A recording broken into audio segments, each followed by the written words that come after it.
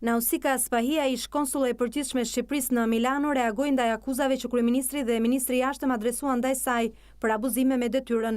Ai shpreh se gjithçka thuhet lidhur me aktivitetin e konsullatës së Shqipërisë në Milano është një fushat shpifjesh e mashtrimesh. Ajo ka shoqëruar reagimin e saj me dokumenta shkresore, të cilat, siç thot, vërtetojnë se nuk ka patur asnjë shkelje nga ana e konsullatës dhe se kryeministri dhe ministri i gënjejnë në mënyrë të paskrupullt kur shprehen për abuzime me shërbimin call center. Ajo sqaron se dhe për këtë rast Ministria e Punëve të Jashtme ka qenë e informuar në detaje gjatë gjithë kohës.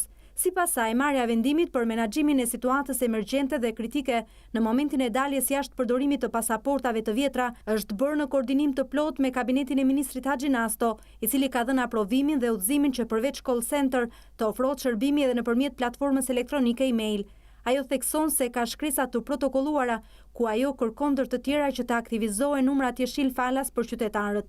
Akuzave për abuzime ajo u përgjigjet më tej, duke sqaruar se asnjëherë nuk ka firmosur që të transferohen 45.000 euro për asnjë kompani dhe se Ministria e Jashtme merr nga konsullata çdo muaj raporte hollësishëm financiar mbi gjendjen bankare dhe mbi pagesat e bëra.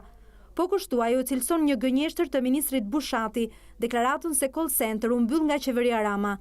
Zonja Spahia thekson se ky shërbim është mbyllur me kërkesë të saj, menjëherë pas reduktimit drastik të kërkesave për aplikime, gjë që ndodhi pa ardhur akoma në detyrë qeveria Rama dhe se një kopje zgjidhjes së kontratës është përcjell në Ministrinë e Jashtme.